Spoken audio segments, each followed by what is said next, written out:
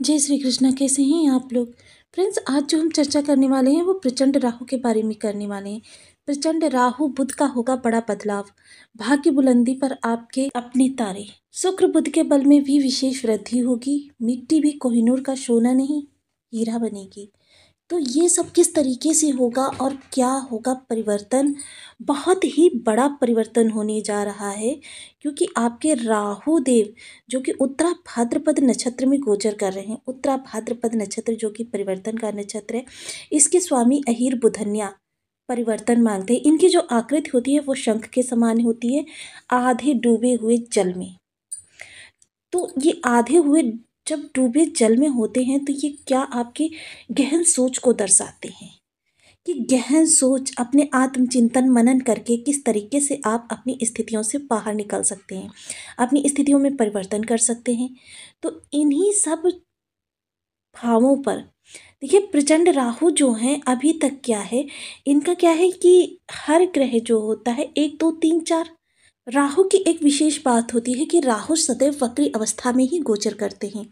और क्या होता है कि हर ग्रह जो है वो मार्गी अवस्था में गोचर करता है। समय समय पर वो ग्रहों की स्थितियों के अनुसार वक्री अवस्था में आता है, किंतु राहु सदैव वक्री अवस्था में गोचर करते हैं। अन्य ग्रह जो है 1 2 3 4 यानी कि मेष, वृष, मिथुन इस तरीके से गोचर करते हैं, किंतु राहु का जो चक्र प्रारंभ होता है वो मीन से प्रारंभ होता है।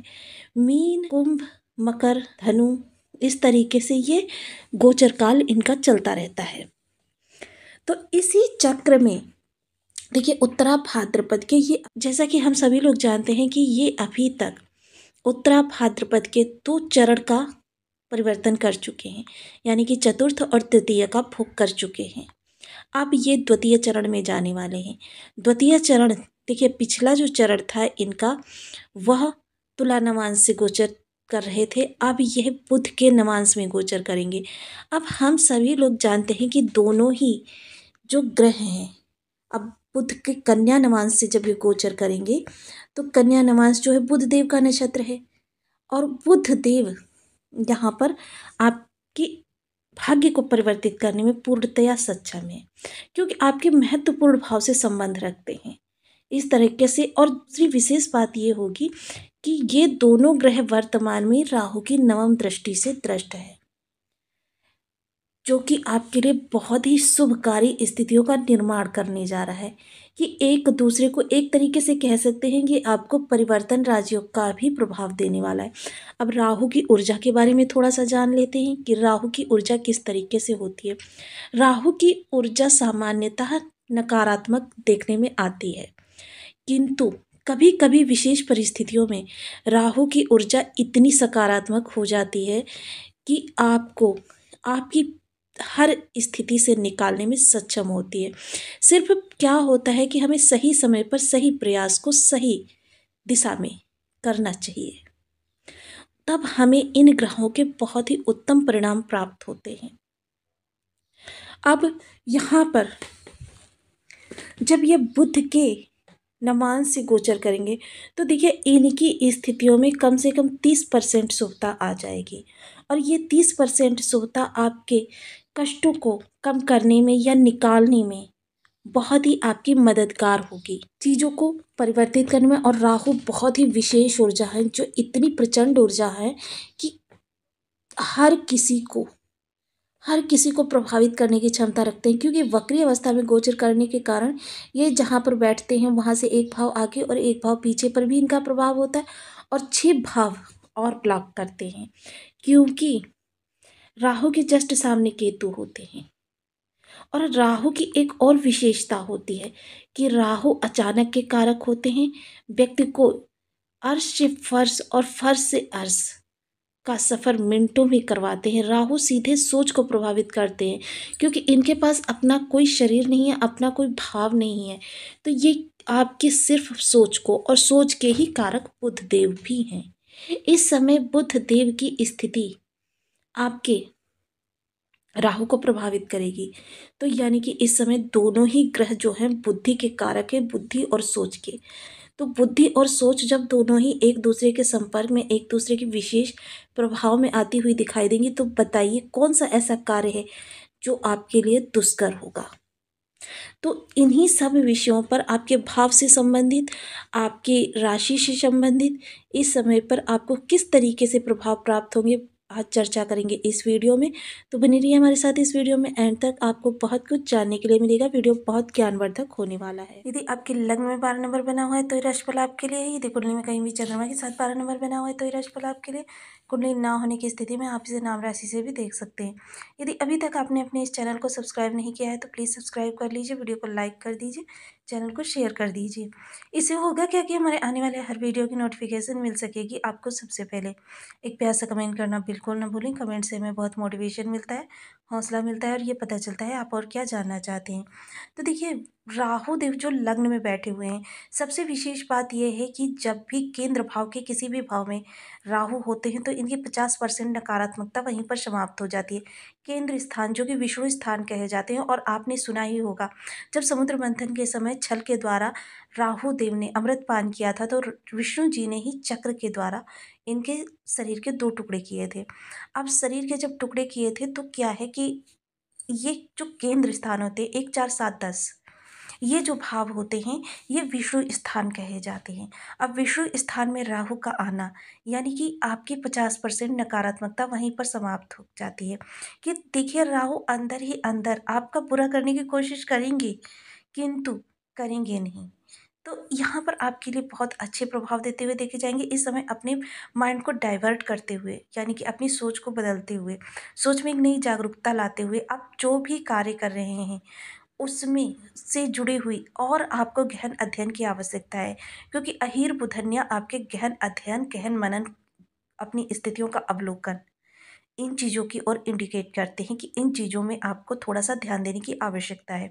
जब तक आप इन चीज़ों की ओर अग्रसर होंगे नहीं, ग्रह आपको कोई भी प्रभाव देने में सक्षम नहीं होगा। तो इस समय अपनी पुरानी स्थितियों का अवलोकन करिए, जो भी कार्य आप कर रहे हैं उस कार्य से जुड़ी हुई और जानकारी इकट्ठी कीजिए, उसके अनुसार अपने कार्य में एक नवीनता लेकर आइए, फिर चमत्कार देखिए राहु देव का। यहाँ पर आपको अपने व्यक्तित्व से जुड़े हुए भी विशेष प्रभाव प्राप्त होते हुए दिखाई देंगे। देखिए, अगर आपने आलस्य को अपने ऊपर हावी होने दिया, क्योंकि राहुदेव जब लग्नगत होते हैं तो क्या होता है, व्यक्ति को परम आलसी बना देते हैं। यानी कि इतना आलसी कि यदि उसके सामने भोजन की थाली भी रखी है तो भी वो यही सोचेगा कि कोई और ग्रास बनाकर मुझे खिला दे। तो इतना आलसी यहाँ पर राहु बनाने की कोशिश करते हैं। उस आलस्य पर जो विजय प्राप्त कर लेता है, अपने कर्मों में जो अग्रसर होता रहता है, उसके लिए फिर राहु अपनी नकारात्मकता को पूर्ण रूपेण त्याग कर देते हैं। पंचम दृष्टि आपके ज्ञान भाव पर जाएगी तो इस समय विचारों में क्रांति लाने की आवश्यकता है। विचारों की क्रांति आपको पूर्णतया परिवर्तित करने में सक्षम होगी। संतान की तरफ से बहुत ही अच्छे आपको समाचार प्राप्त होने वाले हैं। कैरियर से जुड़े हुए, एजुकेशन से जुड़े हुए, लव लाइफ बहुत अच्छी चलती हुई देखी जाएगी। विचारों में क्रांतिकारी परिवर्तन की आवश्यकता है आपको इस दौरान। सप्तम दृष्टि आपके दाम्पत्य जीवन पर जाएगी, आपके पार्टनर को प्रभावित करेगी। इस समय पार्टनर की विचारों में भी एक देखिए क्रांति होगी कि कोई भी गलत बात उसे बिल्कुल भी बर्दाश्त नहीं होगी, किसी की भी। तो इस दौरान क्या होगा, सब चीज़ें परिवर्तित होगी, आपके अच्छे के लिए परिवर्तित होंगी। जीवन साथी यदि कार्यरत है तो उसके पद प्रमोशन के भी योग बने हुए हैं। व्यापार में अपार सफलता आपको प्राप्त होने वाली है। देखिए, परिवर्तन अवश्य करना होगा। नवम दृष्टि सीधे बुध शुक्र को प्रभावित करेगी। अब देखिए, यहाँ पर बुध देव आपके लिए विशेष प्रभाव करते हुए क्यों देखे जाएंगे, क्योंकि एक तो बुध देव आपके दो दो केंद्र भावों के स्वामी होते हैं और दूसरे क्या है, भाग्य भाव में बैठे हुए हैं। तो देखिए, ये बुध आपके नक्षत्र में जब राहु देव जाएंगे तो परम शुभता, क्योंकि केंद्र भाव के भावों में राहु, और कन्या राशि को राहु स्वयं की राशि मानते हैं, कन्या राशि में बहुत ही कंफर्टेबल फील करते हैं। यह चीज़ें, जो ये स्थिति बन रही है आपके लिए बेहतर, बहुत ही शुभ करने के लिए बन रही है। अब यहाँ पर देखिए, जब नवम दृष्टि इनकी जाएगी तो इस समय शुक्र और बुध भी आपके लिए बहुत अच्छा करते हुए दिखाई देंगे। भाग्य का प्रबलता से आपके साथ होना। देखिए यहाँ पर बुध देव बैठे हुए हैं और बुध का नीच भंग राजयोग भी बन रहा है। तो ये नीच भंग राजयोग आपके लिए परम शुभता की ओर आपको अग्रसर कर रहा है कि इस समय प्रबलता के साथ भाग्य आपके साथ है। हालांकि बुधदेव जो हैं 20 नवंबर को फिर से वक्री हो जाएंगे वृश्चिक राशि में ही, तो आपको लंबे समय तक इनके यहाँ से प्रभाव प्राप्त होने वाले हैं। और राहु के भी बुध के नवांश से बहुत लंबे समय तक प्रभाव प्राप्त होने वाले। तो यानी कि कह सकते हैं कि चीज़ें को आप पूर्णतया अपने अनुकूल कर सकते हैं। प्रयास आपको करने हैं, नवीनता आपको लानी है, क्रांतिकारी परिवर्तन आपको करना है। थोड़ा सा सोचिए, थोड़ा सा अपने आप को सोच को बदल कर देखिए, क्योंकि अहीर पुथन्या पूर्णतया परिवर्तन का नक्षत्र है। ग्रह आपके लिए बहुत कुछ करने में सक्षम होते हैं। आप ग्रहों के पास देखिए बल भी होना आवश्यक होता है। आपके बर्थ चार्ट में किस तरीके से बैठे हुए हैं, तो देखिए उपाय एक वो शस्त्र होता है आपके पास जिनको निरंतर करके आप उस ग्रह के बहुत ही शुभ प्रभाव प्राप्त कर सकते हैं।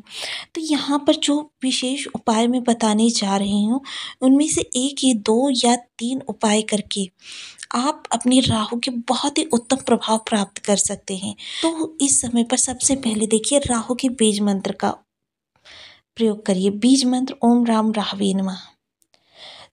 इस बीज मंत्र का 1 माला, 2 माला, 5 माला, 7 माला, 11 माला का जप नियमित अपनी सुविधानुसार करना प्रारंभ करें। देखिए बीज मंत्र का जाप भी लंबे समय तक करना होता है। एक निश्चित संख्या में मंत्र जप पूर्ण होने के बाद ग्रह अपनी अरिष्टता आपके ऊपर से समाप्त कर देता है और फिर आपको उसके निरंतर सुप्रभाव ही प्राप्त होते हैं। यह दिन में 1 माला का जाप प्रतिदिन करने का संकल्प लें। जो भी कार्य करें संकल्प के साथ करें। 100 ग्राम काले तिल लेके या आपके बर्थ चार्ट के जिस भी भाव में राहु बैठे हों उतने 100 ग्राम काले तिल लेकर आप बहते हुए पानी में शनिवार को एंटी क्लॉकवाइज 7 बार अपने ऊपर से उतारकर जल प्रवाह कर दें। इससे भी आपके राहु शुभ होते हैं। जिस भी भाव में राहु बैठे हों उतने पूजा वाले सूखे नारियल लेकर अपने ऊपर से एंटी क्लॉकवाइज 7 बार उतारें और 43 शनिवार तक जल प्रवाह करें। चींटियों को सतनजा खिलाएं। देखिए सतनजा को पीस लें और उसे थोड़ा सा घी में भून लें और उसमें पिसी हुई चीनी मिलाकर चींटियों को खिलाएं। इससे भी आपके राहु शुभ होते हैं।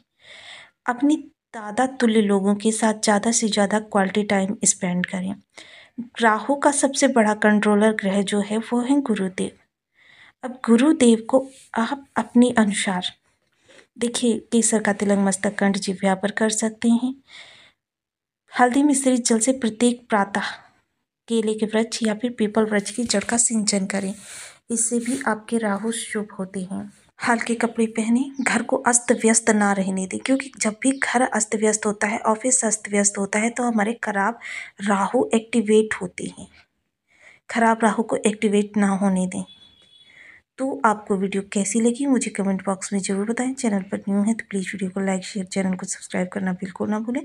मिलती हूँ नेक्स्ट वीडियो में, तब तक के लिए नमस्कार। अपना ध्यान रखें, स्वस्थ रहें, मस्त रहें।